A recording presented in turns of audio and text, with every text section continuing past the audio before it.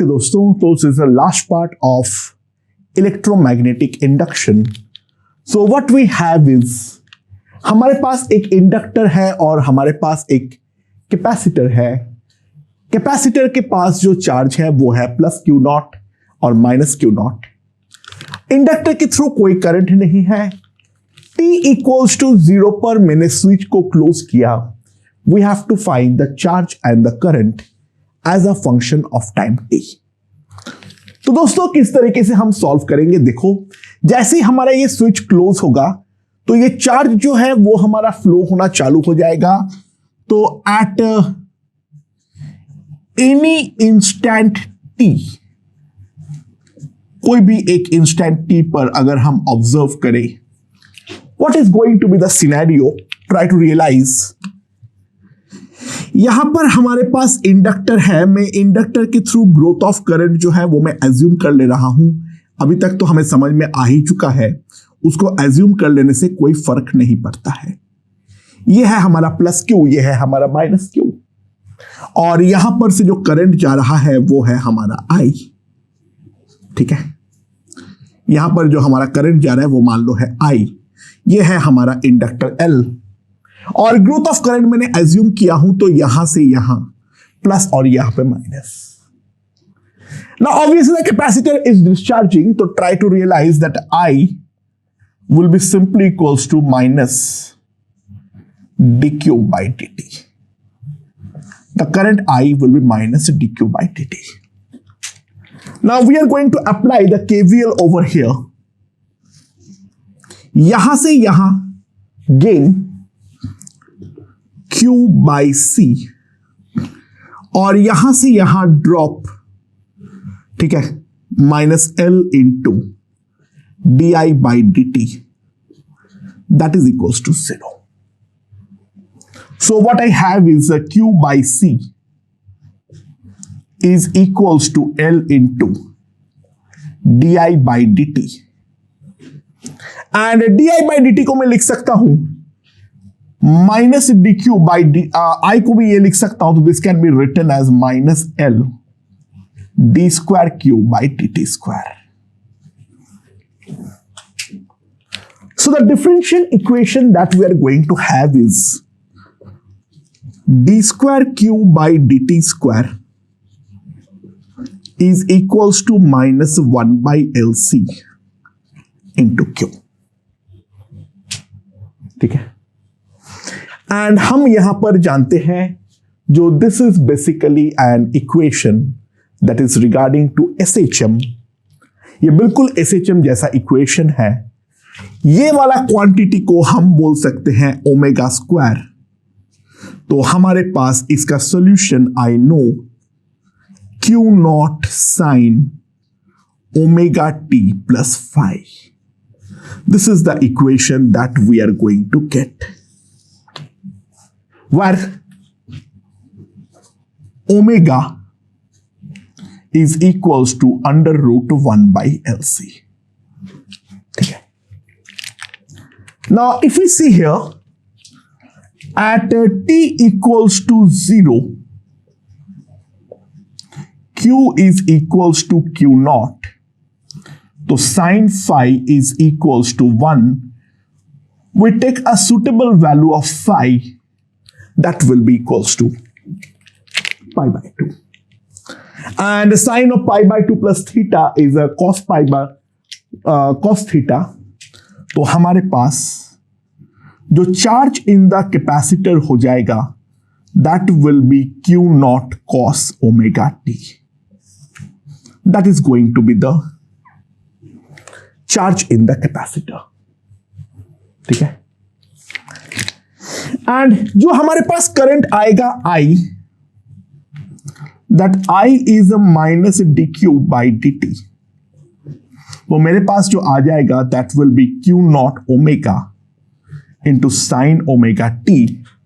That will be Q naught by under root LC into sin of omega t.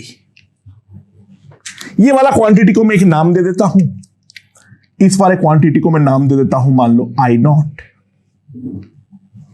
तो हमारे पास जो आएगा I will be equals to I naught sin omega T.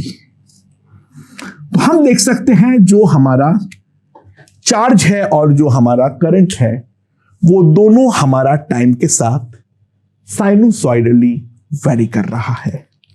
ठीक है, so if I plot the graph over here, if I plot the graph over here, let us see the graph. ये है हमारे पास time axis. ठीक है, मैं charge पर अगर देखूं तो सबसे पहले हमारे पास चार्ज है Q नॉट और ये हमारा डिक्रीज करेगा, फिर 0 होगा, फिर वो ऑपोजिट साइड पर इंक्रीज करेगा, फिर 0 होगा एंड फाइनली वापस हमारा t that will be 2 pi by omega. 2 pi by omega मतलब कितना हो जाएगा? That will be 2 pi root over LC पे ये वापस हमारा Q नॉट ले लेगा। यहां पर जो चार्ज है वो है minus Q not. This happens at t by 4, this happens at t by 2 and this happens at a 3t by 4. So this is the variation of charge that we can see. And now for the variation of current, we can see that it varies according to the sign. So t by 4 पे हमारे पास maximum current जो है वो हमारा आने वाला है। So t by 4 पे we get the maximum current like this. I naught का जो वैल्यू है that is Q naught root over LC. Then the current decreases to 0. Then it changes its direction.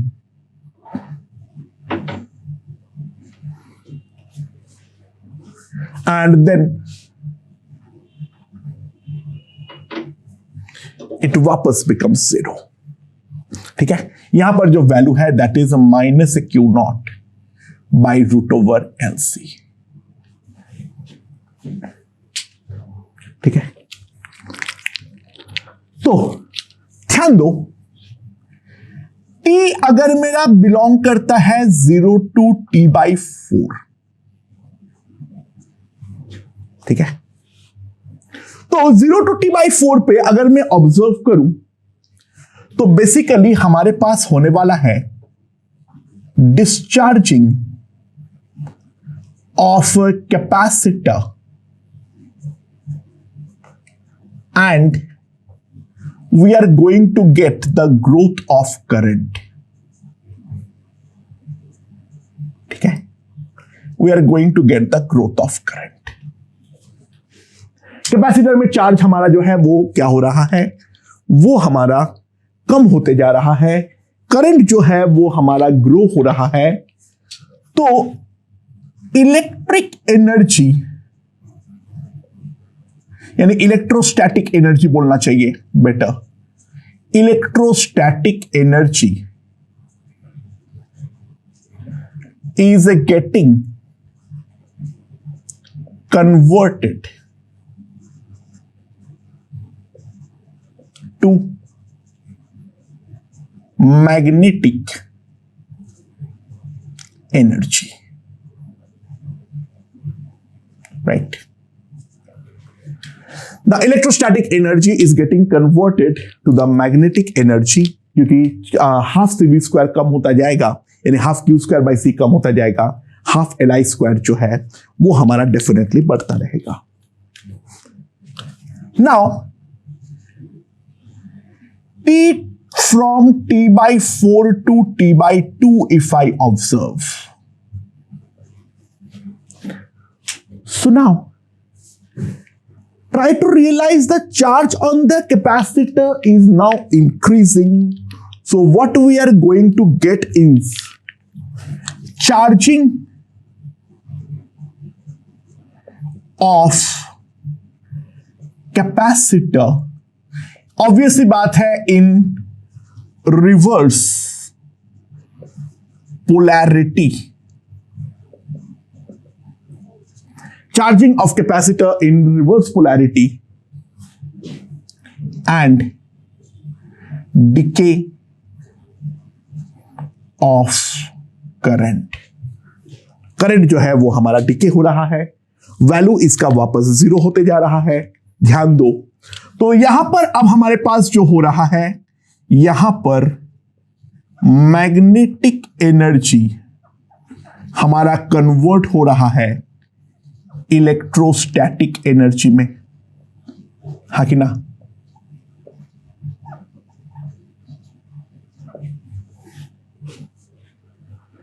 And after that from t belonging to t/2 to 3t/4 again the charge in the capacitor is discharging यानी कम होते जा रही है magnitude.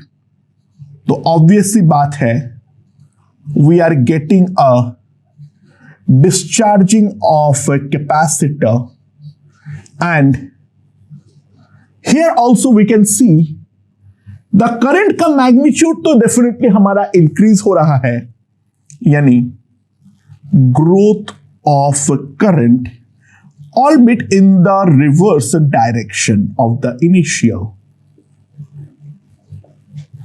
ठीक है। And here also जो हमारा electrostatic energy है ये हमारा कन्वर्ट होते जा रहा है टू द मैग्नेटिक एनर्जी, ठीक है, समझ में आ रहा है? And finally t belonging to 3t/4 to t, ये वाले पे अब जो है कैपेसिटर का चार्ज अब हमारा इंक्रीज हो रहा है, यानी again we are getting the charging of capacitor and the decay of a current. Again in this case हमारे पास क्या हो रहा है, ये पुराना पोलैरिटी अपना वापस पा रहा है और करंट वापस 0 की तरफ जा रहा है, यानी again we are getting the magnetic energy that is getting converted to the electrostatic energy, ठीक है। अच्छा, इसका अगर मैं टोटल एनर्जी देखूं, U total that will be U electrostatic plus U magnetic half Q square by C plus half L I square. So what we have is that is equals to half Q naught square cos square omega t divided by C half L Q naught square sin square omega t divided by LC. So now this LL is gone. We can clearly see that is the Q square by 2C sin square omega t plus cos square omega t. That simply comes out to be equals to Q square by 2C. जो कि initial हमारे पास system का energy था, तो हम एक चीज लिख सकते हैं, जो total energy of the system remains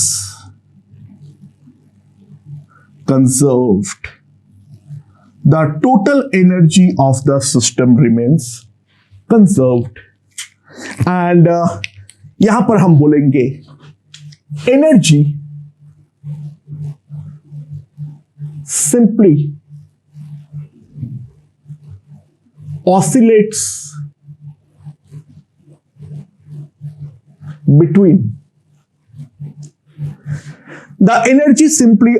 between electrostatic and magnetic field. जो हमारा एनर्जी है वो इलेक्ट्रोस्टैटिक और मैग्नेटिक फील्ड के बीच में ऑसिलेट करता है. अच्छा, ध्यान देना, जो हमारा चार्ज का टाइम पीरियड होगा, इसका टाइम पीरियड डेफिनेटली, एनर्जी का ऑसिलेशन का टाइम पीरियड डेफिनेटली उसकी आधी होंगे. द रीजन बीइंग, यहां पर हम ध्यान दो, जब हम स्क्वायर करेंगे तो साइन स्क्वायर और कॉस स्क्वायर का टाइम पीरियड तो हमारी आधी हो जाती है. That I know pretty well.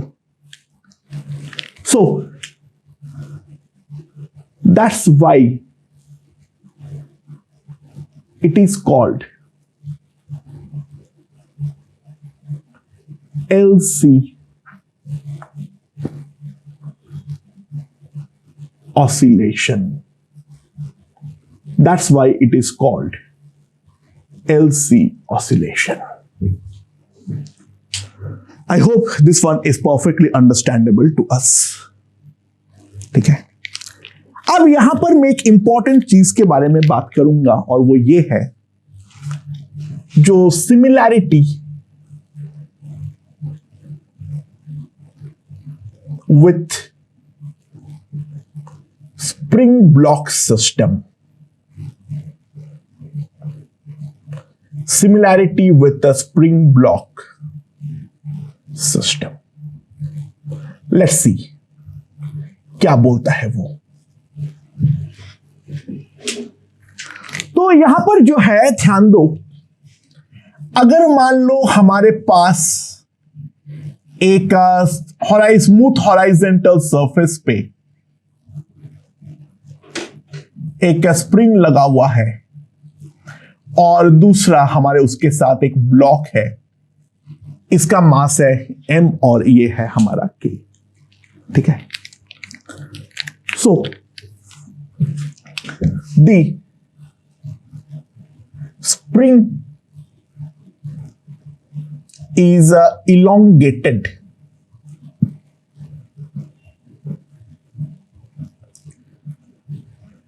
by x equals to x naught and released.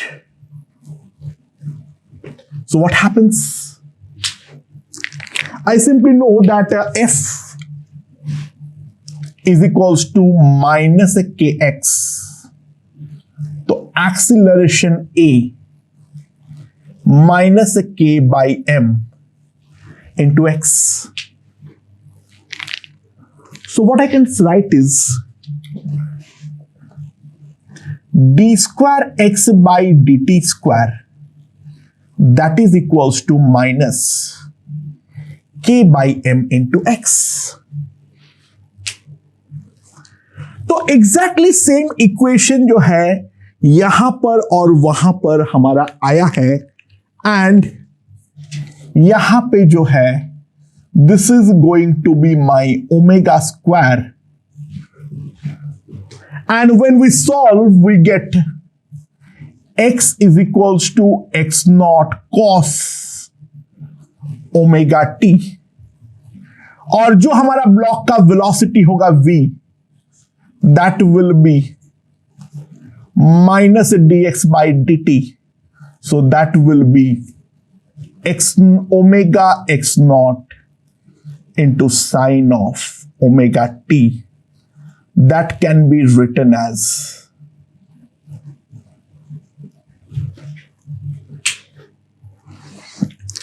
so.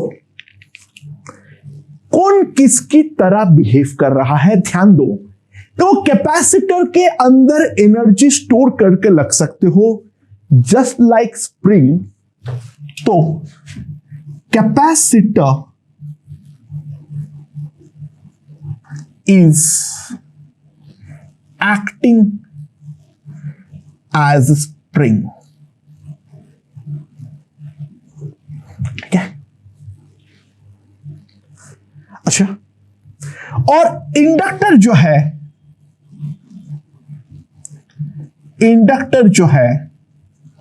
that is acting as a block. Then we realize जो हमारा x है, that x is equivalent to charge q. जो v है that is equivalent to current I. जो हमारा L है, L into D I by D T, यानी ये वाला टर्म क्या होगा, L into DV by M into DV by D T, something like that, यानी MA. So L actually behaves as M, but ध्यान रखना जो हमारा C है that behaves as a 1 by K. So these are the equivalents in the two system, and here इस system को हम बोलते हैं the mechanical oscillation.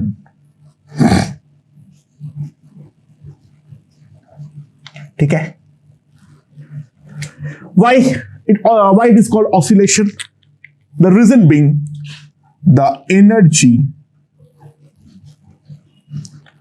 oscillates between potential energy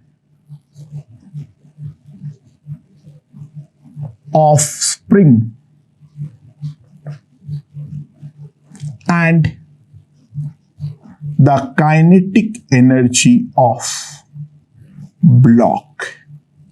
So जो काइनेटिक एनर्जी ऑफ ब्लॉक है that is equivalent to half L I square, यानी this kinetic energy of the block, this is equivalent to half L I square, and this potential energy is equivalent to half Q square by C. So that is the basic concept regarding the LC oscillation. Obviously, we have assumed that there is no external influence or there is no active resistance in the circuit. तो अब हम लोग LC oscillations के ऊपर कुछ questions करेंगे और इनके different variations को समझने का कोशिश करेंगे. Let's see. Okay. सबसे पहले सबसे आसान सबसे बेसिक एक क्वेश्चन, हमारे पास एक कैपेसिटर है 25 माइक्रोफैराड के और एक इंडक्टर है 10 मिली हेनरी के. कैपेसिटर जो है उसको इनिशियली मैंने चार्ज कर दिया हूं to a potential difference of 300 volt. So at t equals to 0 S is closed. Find the frequency of oscillation of the circuit. Starting में इसमें कोई करंट नहीं था, and UE and UM at t equals to 1.2 millisecond. अच्छा, सबसे पहली बात जो ओमेगा होगा that will be 1 by under root LC. So that will be equals to 1 by 10 into 10 to the power minus 3 into 25 into 10 to the power minus 6 rad per second. So this will be 10 to the power minus 8. ऊपर जाएगा तो 10 to the power 8 उसका root, that is 10 to the power 4. So 1 by 5 यहां पर आएगा. So that will be 2000 rad per second. ठीक है? And जो हमारे पास फ्रीक्वेंसी होगा that is 1 by t, that is omega by 2 pi. So that will come out to be hertz. So that will be 1000 pi hertz. ये हमारे पास आने वाला है. अच्छा, जो इनिशियल चार्ज होगा Q0 वो हमारे पास कितना हो जाएगा? That will be 25 into 10 to the power minus 6 into 300 coulomb. तो यहां पर हो जाएगा मेरे पास 7500, ठीक है, 7500, तो 7.5 into 10 to the power of -3 coulomb, that's the Q not. जो हमारा चार्ज का वेरिएशन होगा Q, that will be equals to Q naught into cos of omega t. That is what I can write. ठीक है, तो यहां पर जो हमारे पास t का वैल्यू दे रखा है that is 1.2 मिलीसेकेंड, तो इसका जो वैल्यू होगा 7.5 cos 10 to the power -3 into 2 into 10 to the power of 3, ठीक है, this will be coulomb, sorry milli coulomb. ये हमारे पास आने वाला है, राइट। सो हमारे पास क्या आ जाएगा, this will be, this is gone,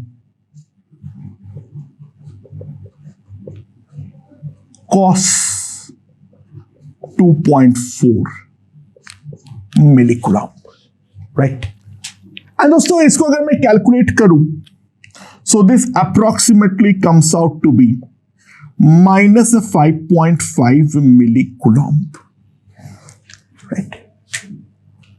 सो ये हमारे पास अगर Q आ गया है, तो U इलेक्ट्रोस्टैटिक हमारे पास सिंपली आ जाएगा हाफ 5.5 का whole square 10 to the power -6 divided by 10 to 25 into 10 to the power -6 joule.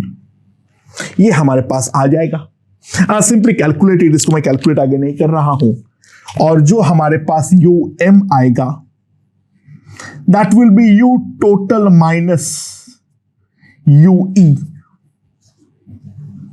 अच्छा, U टोटल कितना हो जाएगा, हाफ इनिशियली जो चार्ज था 7.5 का whole square into 10 to the power -6 divided by 25 into 10 to the power -6 joule minus UE। Simply calculate these values to get the magnetic and electric energies, right? Okay, दोस्तों. In an oscillating LC circuit, the capacitance is 4 mu F, and the maximum potential difference across the capacitor is 1.5 volt, and the maximum current through the inductor is equals to 50 milliampere. Find the inductance and also the frequency of oscillation. We know one thing, ये LC oscillation में जो maximum हमारे पास electrostatic potential energy होगी, वही तो हमारे पास maximum magnetic energy जो है वो हमारे पास होने वाली है। तो 4 into 10 to the power -6 into 1.5 का whole square, that will be 0.05 का होल स्क्वायर इंटू L। ये चीज हम लोग यहां पर साफ साफ लिख सकते हैं। तो यहां से कंप्यूट करते हुए जो हमारे पास इंडक्टेंस आएगा, that will B 4 into 10 to the power -6, and this will be nothing but 30 square. This will be 900. So this will be 36 into 10 to the power -4 Henry, यानी 3.6 मिली हेनरी। ये हमारे पास आ जाएगा इंडक्टर। और एक बार हमारे पास कैपेसिटर्स और inductance दोनों आ गया है, तो we know the frequency F is nothing but omega by 2 pi 1 by 2 pi under root LC. So this will be equals to 1/2 pi into 1/√। L कितना हो जाएगा? 3.6 इंटू 10⁻³ 4 इंटू 10⁻⁻6। तो यहां पर हमारे पास 36 कर लो, तो 10⁻⁻4 होगा, तो 10⁻⁻10 हो जाएगा। तो ऊपर जाएगा तो 10⁵ और 36 6 और ये हमारा 2 10⁵ by 24 pi hertz. So that will be the frequency of oscillation. Okay? Okay दोस्तों, और एक आसान क्वेश्चन देखते हैं। एक एलसी ऑसिलेटर में इंडक्टेंस जो है वो हमारा है 2 मिली हेनरी, कैपेसिटेंस जो है वो है हमारा 5 माइक्रोफराड। जो maximum charge on the capacitor है वो है हमारा 200 Meucci. Find mod of di by dt when q equals to 100 Meucci. दूसरा, I when q equals to 100 Meucci, the maximum current, and when current I is equals to I max by 2, what is the value of mod q? अच्छा, सबसे पहली बात, एक बात को समझने का ट्राई करें। जो हमारे पास कोई भी केवीएल सर्किट जो होगा उस पे -L into di by dt plus q by c that must be equals to 0. So try to realize KVL को फॉलो करते हुए जो di by dt का जो मॉड होता है that is always q by LC। And यहां पर अगर हम ध्यान दें तो वैल्यूज हम अगर पुट कर दे तो 100 into 10⁻⁻6 divided by L 2 into 10⁻⁻3 and into C that is 5 into 10⁻⁻6। ये हमारे पास आने वाला है। So now we divide. So क्या आ जाएगा मेरे पास? दिस इज 10⁻⁻2 तो 10⁻4 ampere per second. So that will be the value of mod di by dt। अच्छा, दूसरा, करंट का वैल्यू निकालने बोला है जब Q ये है, तो एक बात हम रियलाइज करें, जो half Q² by C plus half LI² must be equals to half Q0² by C। ये चीज जो है वो तो हम डेफिनेटली लिख सकते हैं, कोई भी इंस्टेंट के लिए ये चीज हमारा ट्रू है। सो Q² plus LC into I² that will be simply Q0²। तो हमारे पास I² की वैल्यू जो आ जाएगी Q0² minus Q² divided by LC। So I² का वैल्यू हमारे पास क्या आ जाएगा? 200 इंटू 10⁻⁻6 का होल स्क्वायर, 100 इंटू 10⁻⁻6 का whole square, that divided by LC। L जो है that is 2 into 10⁻⁻3 into 5 into 10⁻⁻6। तो हमारे पास कितना आ जाएगा यहां पर अगर हम ध्यान दें तो दिस विल बी 3, 4 माइनस 1 3 हो जाएगा, ये हो जाएगा 10⁻⁻4 यानी 3 इंटू 10⁻⁻8 डिवाइडेड बाई नीचे अगर हम ध्यान दें तो यहां पर भी आ जाएगा 10⁻⁻8। I² हमारे पास 3 है, तो I जो है वो है मेरे पास √3 एम्पियर। ओके, तो second part is pretty easily done. And I max का वैल्यू कितना होगा वो चीज हमें पूछा गया है। तो दूसरे वाले केस पर half Q not square by C half L I not square.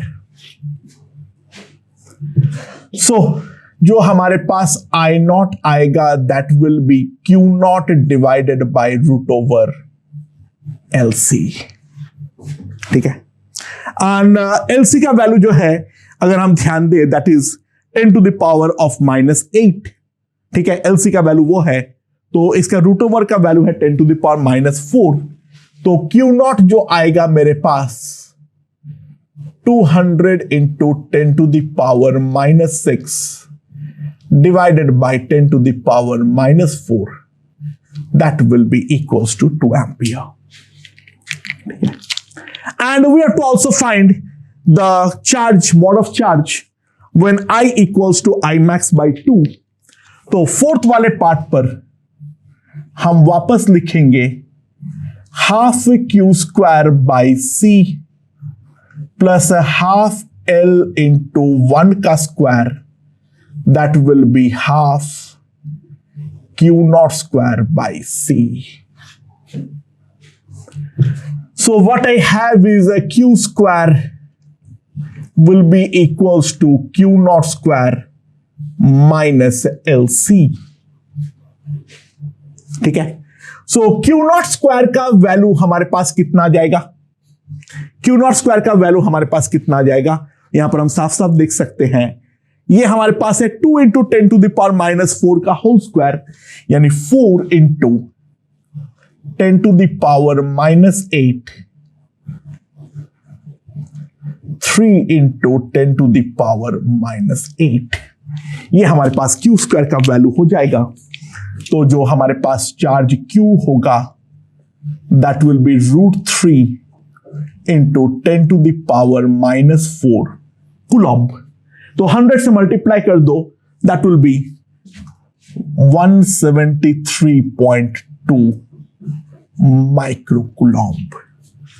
तो बहुत ही ज्यादा आसान क्वेश्चन है, सिंपल मैनिपुलेशन है। 3-4 क्वेश्चन में मैनिपुलेशन बेसिस में करवा दे रहा हूं, जो कि बेसिक बात एक बार हमें समझ में आ जाए। ओके दोस्तों, ये वाला क्वेश्चन देखते हैं। हमारे पास यहां पर एक सर्किट है। स्टार्टिंग पे ये स्विच K1 जो है वो क्लोज था, K2 हमारा ओपन था, सिस्टम हमारा स्टेडी स्टेट पे आ गया था, और तब मैंने अचानक से t = 0 पर K1 को ओपन करता हूं और K2 को क्लोज। तो सवाल ये है, we have to find the maximum current through the inductor. तो किस तरीके से करेंगे इसके बारे में समझते हैं। एट स्टेडी स्टेट ऑब्वियसली दोनों में चार्ज जो होगा वो तो इक्वली होगा, प्लस क्यू माइनस क्यू, और प्लस क्यू नॉट लिख दूं, plus Q not minus Q not. Current तो यहां पर कुछ फ्लो कर ही नहीं रहा था, सो ऑब्वियसली बात है क्यू नॉट बाई 1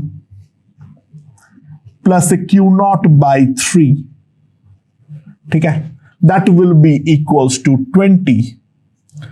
तो Q नॉट जो हमारे पास आएगा, so that will be equals to 15 micro coulomb. जो इस पर हमारे इनिशियल चार्ज मिलने वाली है, that will come out to be 15 micro coulomb.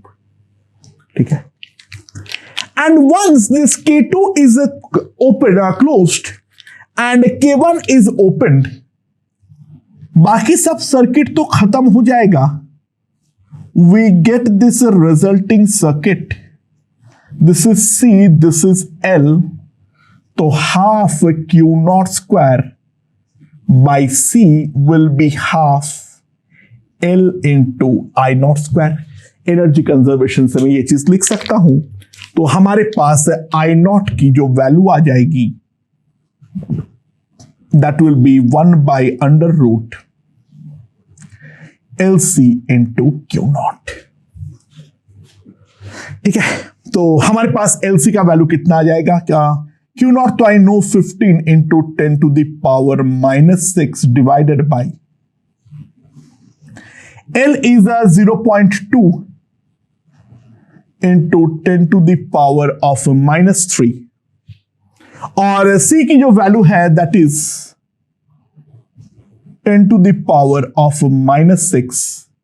तो यहां पर इसको मैं 2 into 10 to the power -1 कर लूं अगर, तो here we have 10 to the power -10, सो मेरे पास आ जाएगा 1.5 divided by √2 ampere.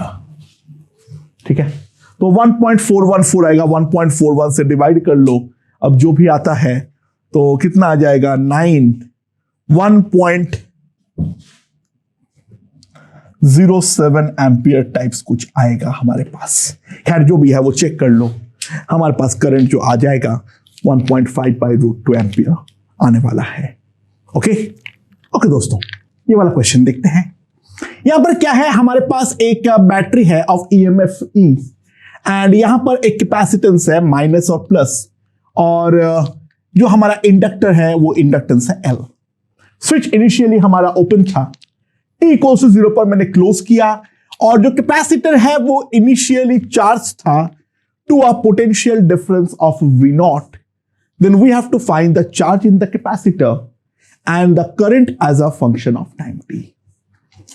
And before we go into the mathematical details, what will E do? Try to realize अगर मैं इसको मैकेनिकल ऑसिलेशन के साथ कंपेयर करूं तो E will provide basically a extra constant force applied on the system, यानी the system will still execute the SHM but it is going to have a shifted mean position. ये मुझे यहां पर लगता है, देखते हैं ये हमारा होता है या नहीं, लेट्स सी। अच्छा, यहां पर अगर मैं इन सिनेरियो को देखूं तो मेरे पास क्या आ जाएगा, ये मेरे पास E है, तो करंट I मान लो इस तरीके से फ्लो हो रहा है, तो this will be minus CV0 minus Q, और यहां पर हो गया है CV0 minus Q, and here comes the inductor L जिसके थ्रू करंट I ऐसे फ्लो कर रहा है। ठीक है, अच्छा ऑब्वियसली बात है, यहां पर ग्रोथ ऑफ करंट का एजम्पशन के साथ हमारा इस तरीके से प्लस और माइनस डिसाइड होगा। क्यों, जैसे जैसे यहां पर हम ध्यान दें, हमारा जैसे जैसे टाइम बीतेगा क्यू हमारा बढ़ेगा, तो करंट I जो हमारे पास होगा that will be nothing but dq by dt। Now I apply the KVL over here. यहां से यहां गेन,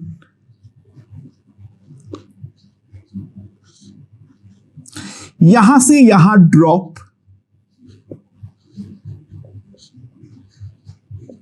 यहां से यहां गेन,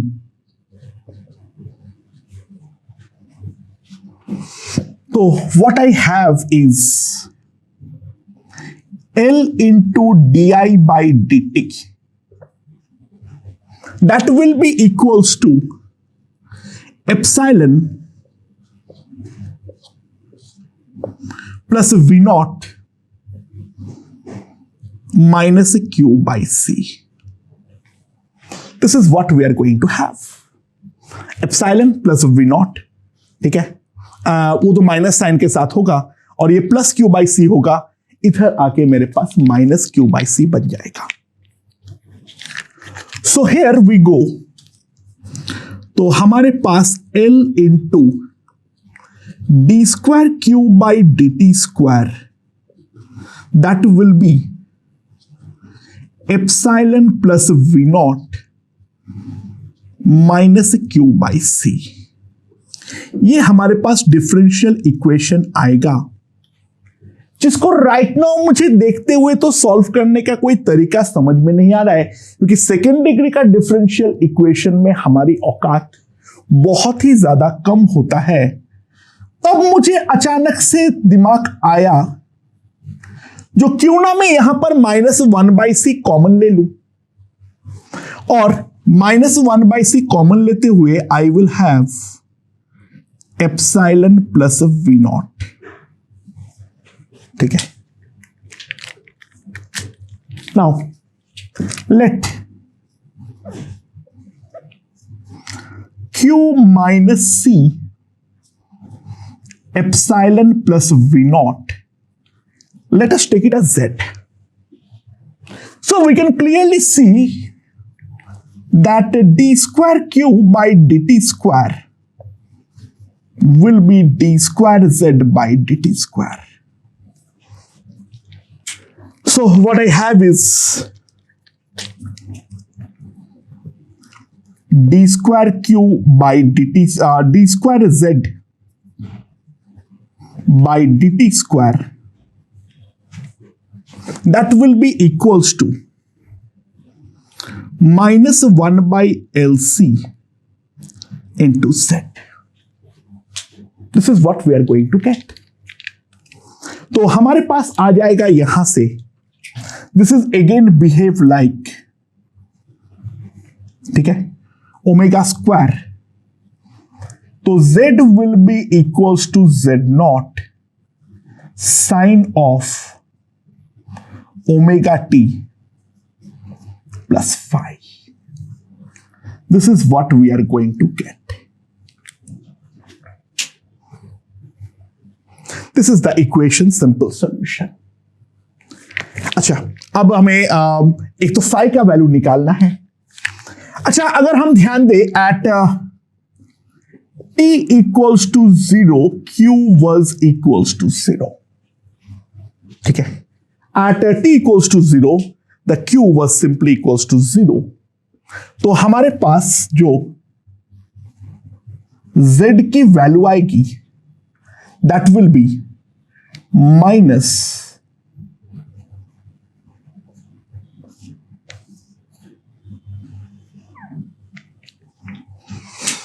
ये हमारे पास Z की वैल्यू आने वाली है।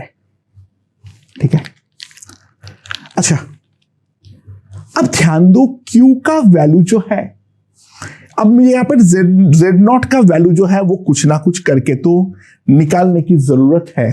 वो हम किस तरीके से निकालेंगे, यहां पर हमें सोचने की जरूरत है।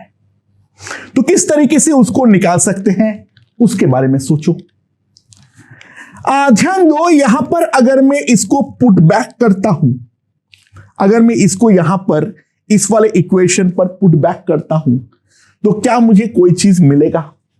ठीक है, तो Z रियलिस्टिकली क्या है हमारे पास, Q minus C into epsilon V plus V0। ठीक है, ओके दोस्तों, ये वाला क्वेश्चन देखते हैं। हमारे पास यहां पर एक एक्सटर्नल बैटरी है और पोटेंशियल डिफरेंस एप्सिलॉन, यहां पर एक कैपेसिटर है, यहां पर प्लेट का चार्जिंग इस तरीके से है, minus plus to charge to initial potential difference of V0। At t equals to 0, S was closed. Find Q and I as a function of time t। तो किस तरीके से करेंगे एक बार के लिए ध्यान देते हैं। अच्छा, कोई भी जनरल इंस्टेंट पर ध्यान दो, जो मैं कर सकता हूं वो ये है, ये बैटरी तो हमारे पास एज इट इज रहेगा। तो मान लो यहां पर से जो करंट हमारा फ्लो कर रहा है वो ऐसे कर रहा है, कोई भी इंस्टेंट पर ये चार्ज है प्लस Q और यहां पर है हमारा माइनस Q। ठीक है, ये चार्ज जो है वो प्लस Q है, यहां पर है minus Q। So we are assuming the growth of current, so this is plus, this is minus, and now we are going to apply the KVL। ठीक है, सो यहां से यहां gain minus Q by C, यहां से यहां drop L into DI by DT, यहां से यहां gain minus epsilon, that will be equals to 0। ठीक है, सुनाओ, अब ध्यान दो, जो हम लोग Q लिख सकते हैं वो हम क्या लिख सकते हैं? ध्यान दो, जो हमारा करंट है that is equals to minus dq by dt, क्योंकि Q घटेगा तभी तो हमारा करंट बढ़ेगा, यानी टाइम वैसे से बढ़ेगा, हमारा Q जो है वो कम होते जा रहा है, क्योंकि यहां पर हमने ग्रोथ ऑफ करंट जो है वो हमने एज्यूम किए हैं। So what I have is minus Q by C minus L into D square Q by dt square minus epsilon that is equals to 0, यानी the corresponding equation is d square Q by dt square, that will be equals to 1 by L with a minus sign epsilon plus Q by C, and that can be also written as a minus 1 by LC Q plus C epsilon. This is what I can write. अब इसको directly integrate करना तो possible नहीं है, तो क्यों ना हम इसको मान लेते हैं Z,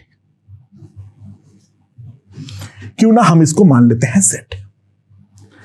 सो ध्यान देना, अगर मेरे पास Q प्लस CE ये मेरे पास Z हो तो हमारे पास d square Q by dt square जो आएगा that will be is equals to d square Z by dt square. ठीक है, मेरे पास अगर ये आ गया है तो d इसको तो मैं साफ साफ लिख सकता हूं d square Z by dt square. तो हम लोग यहां से लिख सकते हैं d square Z by dt square that is equals to minus 1 by LC into Z। ये मैं साफ साफ लिख सकता हूं minus 1 by LC into Z। And यहां पर जो है मेरे पास Z जो आ जाएगा that will be Z0 sine of omega t plus 5। This is what I can write। अच्छा, ओमेगा का वैल्यू क्या होगा? ओमेगा पे तो कोई फर्क ही नहीं पड़ेगा, ओमेगा जो हमारे पास आएगा ये तो मेरे पास अभी भी, ठीक है। अच्छा, what will be the value of Z0? Here if we realize that Z हमारे पास मैक्सिमाइज तब होगा जब ये वाला Q हमारे पास मैक्सिमाइज होगा। ट्राई टू रियलाइज यहां पर जो हमारा Q है इसका CV0 से बड़ा वैल्यू तो किसी भी हालात पर पॉसिबल ही नहीं है, यानी इनफैक्ट मैं मान सकता हूं t इक्वल्स टू 0 पर मेरे पास एप्सिलॉन प्लस V0 का एक बैटरी है जो इस कैपेसिटर को एक साथ चार्ज करने में तुला पड़ा है। मैं ये भी तो मनी मन सोच सकता हूं। तो हमारे पास Z0 की जो वैल्यू आएगी that is Z0 will be simply equals to C epsilon plus CV0 and t equals to 0 पर Z हमारा Z0 है, t इक्वल्स टू 0 पर Z जो है वो हमारा Z0 है, तो हम सिंपली एक चीज लिख सकते हैं फाई जो है वो हमारा 1 है। ठीक है, तो फाई यहां पर 1 से मैं क्या लिख सकता हूं, जो Z that is Q plus CE, ठीक है, Q plus CE that will be equals to कितना आ जाएगा मेरे पास Z0 that is C epsilon plus CV0 cos of omega t। तो हमारे पास इस पर जो चार्ज आ जाएगा Q that will be equals to CV0 minus C epsilon into 1 minus cos omega t.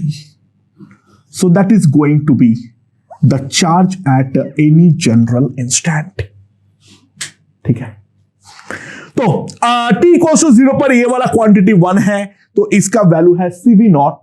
And finally जो हमारे पास आएगा, इसका हमें पूछ सकता है जो दूसरी तरफ का वैल्यू बताओ, extreme value cos omega T जब मेरा -1 होगा, तो इसका वैल्यू जो आएगा that will B CV not minus 2C epsilon. इसका वैल्यू जो होगा वो डेफिनेटली मेरा इन दोनों के बीच में लाई करेगा। Try to realize what is the scenario, because this has some initial charge that will behave as some initial elongation to the spring, and साथ ही साथ मेरे पास एक कांस्टेंट ऑपोजिंग फोर्स जो है वो भी तो हमारा अप्लाई हो रहा है। तो अगर वो भी हमारा अप्लाई हो रहा है तो हमारे पास एक permanent shift from the mean position जो है वो हमारा आने वाला है। ध्यान देना, जो यहां पर जो बेस लाइन है, जो हमारा बेस लाइन है, वो बेस लाइन पर हमें एक शिफ्टिंग साफ साफ नजर आ रही है by an amount of CV not minus C epsilon, and उसके अबाउट जो है हमारा ये वाला Q काम कर रहा है। ठीक है, तो ये हमारे पास Q आएगा। करंट अगर मुझे निकालना है इज प्रीटी सिंपल, तो I will be simply equals to dq by dt with a minus sign over here. तो इसको अगर मैं डिफरेंशिएट करूं तो क्या आ जाएगा मेरे पास, CV नॉट और C तो खत्म हो जाएगा, तो प्लस CE, तो C epsilon omega sine of omega t, and हमारे पास यहां पर जो आ जाएगा that will be equals to कितना आ जाएगा, कितना आ जाएगा मेरे पास यहां पर, ध्यान दो, ओमेगा जो है वो है 1 बाई अंडर रूट LC, तो epsilon under root L by C, C by L into sine of omega t। Okay, मेरे ख्याल से ये चीज हमें समझ में आ चुकी है, राइट?